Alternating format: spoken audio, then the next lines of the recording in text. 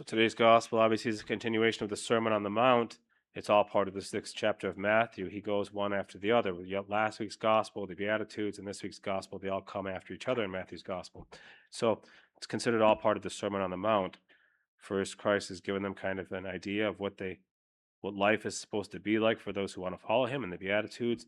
Then he goes on and explains to them why it's so important for them to follow the law, follow the prophets, be obedient to God, adjust our lives to God's will, and not just God's will to our lives. And the theme kind of this week that we brought into in all the readings is the idea of wisdom. Now, wisdom and knowledge are two words that we use interchangeably in English, which is not good because they don't mean the same thing. Knowledge and wisdom are two very, very different things. Knowledge is the possession of certain facts, of certain information. Wisdom is not only the possession of knowledge, but also how to use it properly. And that's the big difference. You could know a lot and still be dumb as a rock. Um, a lot of people who know a lot of things do stupid things. I mean, I know a lot too, and I do a lot of dumb things. But wisdom is a different thing. Wisdom controls one's actions. Also, is the big idea here that we have to understand. That's why whenever they speak in the Old Testament of God's Spirit, the Spirit of wisdom, there's a whole Solomon writes chapters on the wisdom of God, not just the knowledge of God, the wisdom of God. And so it says the spirit of wisdom went forth upon the earth. So again, it's this differentiation between wisdom and knowledge. Again, you can know a lot and still be dumb. Wise people are seldom considered stupid because their actions reflect their knowledge. Sirach is one of what they call the five wisdom books of the Old Testament. And obviously, there's different categories of books. You have, the creation books, the Talmud, the first five, Exodus, all that kind of stuff. You have the prophetic books, Isaiah, Jeremiah, all those. You have the Psalms, which is a song, basically. And you have like the wisdom books. Among these is Ecclesiastes, Proverbs, and also Sirach. And the wisdom books differ from all the rest of the Old Testament. That the goal of the wisdom books is to present us with certain ideas and maxims and proverbs to live by, to govern our behavior and our choices. That's what the wisdom books are concerned with. Our life on this earth, how to choose well, choose properly, avoid evil, things like that. So they're all very kind of concrete. And Sirach takes part of the example from today straight from the end of the book of Exodus, from the book of Deuteronomy also, when Moses presents God's law to the people of Israel. Now, we think of the Ten Commandments as just these 10 sentences written down on stone. Yes, they were, but that is just kind of like the opening of the chapter. That wasn't the whole of the law. God revealed to Moses a lot of other things that then Moses goes on to tell the people, thus says the Lord, and explains it. But the Ten Commandments are listed in short summary as kind of like the headings for each chapter of the book, so to speak. And so they go into great detail. And again, God reveals this to Moses, and Moses goes and then tells the people, this is what God said. And he uses an example. After he gives them this whole law, he tells them, I set before you today life or death, blessing or curse. Choose which one you desire. That's what Moses tells the people. So that's where this example from Sirach comes from. He set before you fire and water. Before man are life and death, good and evil. To whichever you choose, stretch forth your hand. So again, it's connecting to the understanding of God's laws and commandments. And so we have to understand that God gave all these things to us, but we have to make a decision still. God respects our free will, but also the consequences of the use of that free will also are completely ours. So again, wisdom and knowledge are two different things. Wisdom desires to live one's life not just with the knowledge, but according to God's will, to fulfill God's will in all things. And so Christ speaks of that basically in the gospel today as well, the difference between knowledge and wisdom. You have heard that it was said, you shall not kill. And whoever kills will be liable to judgment.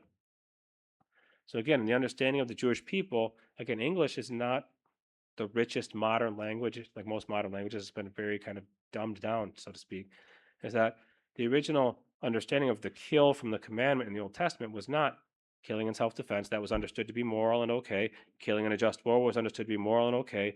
Killing a dangerous person as they pose a danger to others was considered to be moral and okay.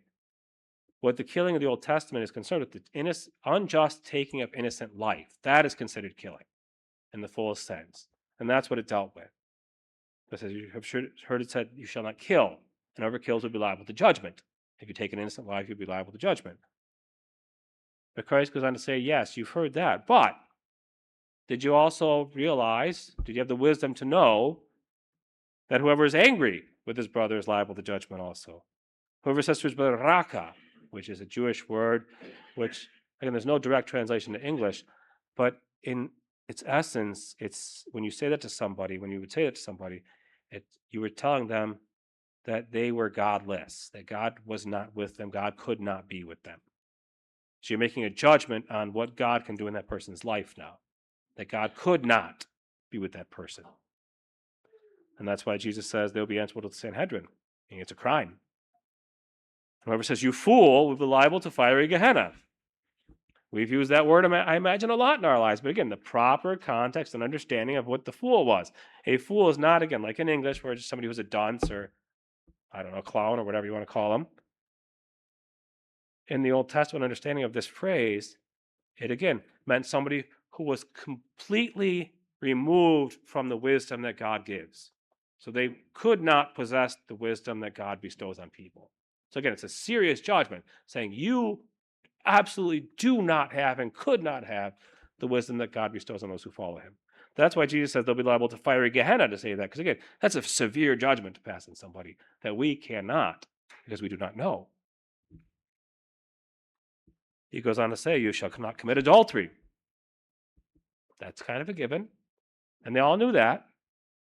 But Jesus says, oh, did you also remember, though, that it's not just the physical action that's bad enough? But he says, when you've already decided to do it in your heart, he says, you've already basically almost gone the whole road. Jesus says in another place in the gospel, remember, he says, not things from the outside. He said, what comes from inside defiles. From the heart, he says, come anger and hatred and envy and lust and licentiousness and impurity and all these things, he says, come from the heart. That's why I say whoever looks even with that desire in their heart has already wished it would happen. And if they had the opportunity and didn't have to deal with the societal repercussions, they would do it. That's what he's saying. It says acknowledging that when I desire that in my heart, I would make it happen if I didn't have to deal with the fallout. So it's a very serious thing.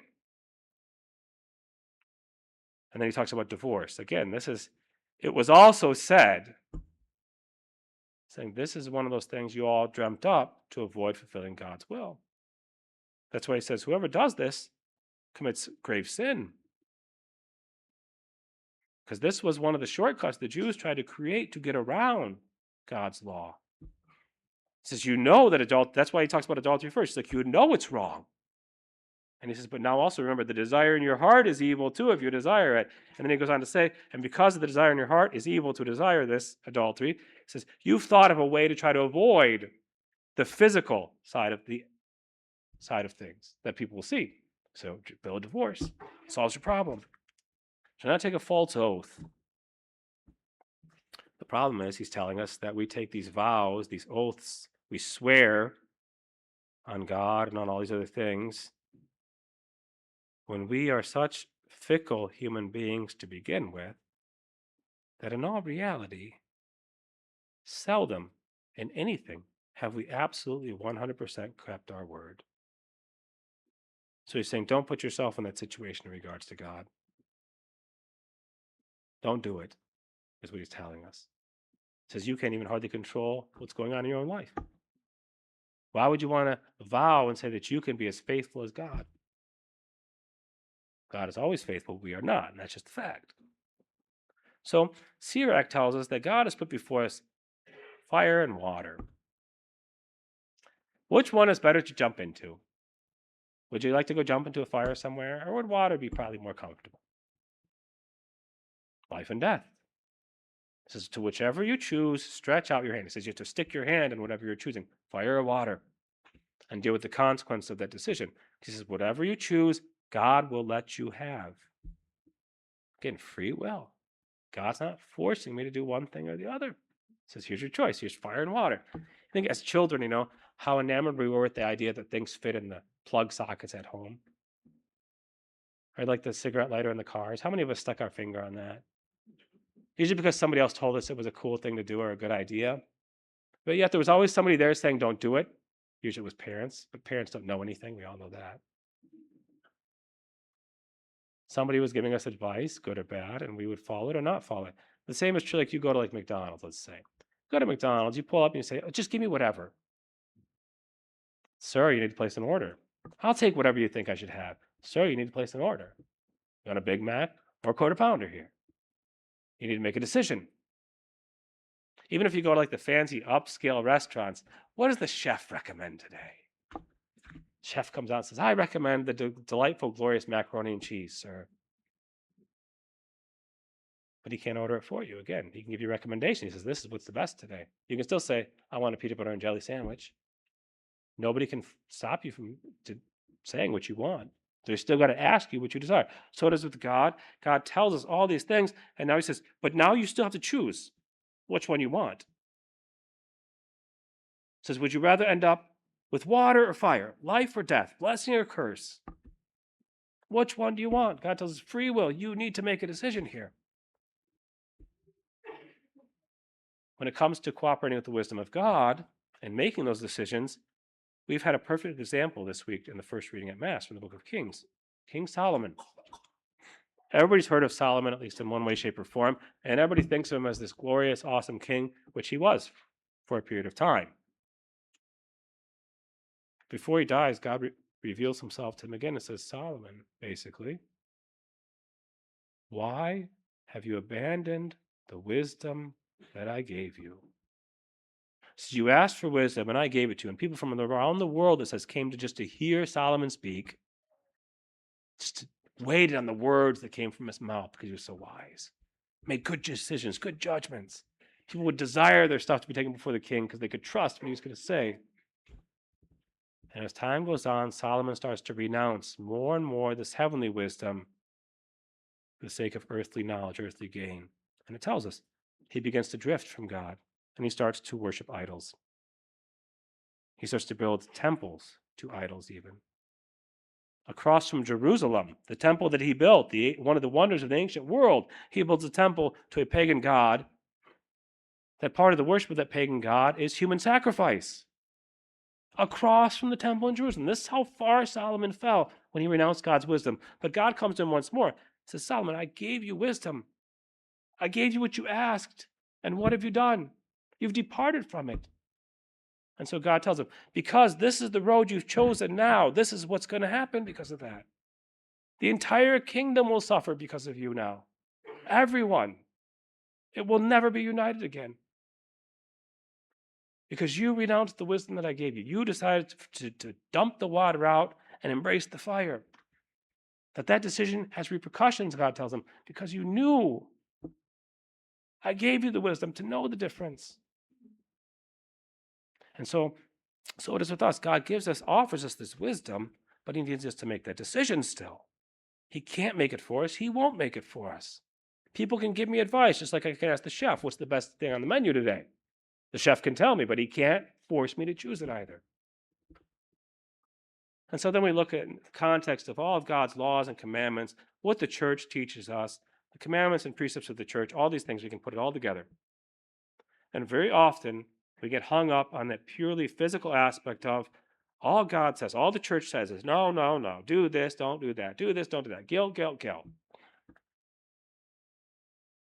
Did anybody ever bother to ask why? So many of God's commandments deal with don't. Why? The church seldom says don't or do. No. Very seldom do people ask that. Because if they did, they'd find an answer. And the reason is because God loves us that much. God knows what temptations we're going to face. He knows what we're going to run up against. He knows all the things we're going to struggle with. So he says, here's a whole compilation of safeguards that will get you to where you need to go, that will help you to end up in the water rather than the fire. So here's the commandments, here's the laws, here's the scriptures, here's my church. All these things are there to help you make the good decision and to be sure that you're making that right decision. That all these things are given to us out of love, and that's the thing we forget. That God desires us to be saved that much. If he didn't care, he wouldn't have given us any of it and said, find your own way. Here's all these things to help you get there. Why? Because St. Paul tells us what awaits us. So those who cooperate with the wisdom of God, St. Paul just told us in the second reading. So the glory that awaits them is something that the eye has never seen, the mind can't even comprehend, Paul tells us. What kind of glory is in store for those who make their way to God, who end up with life rather than death?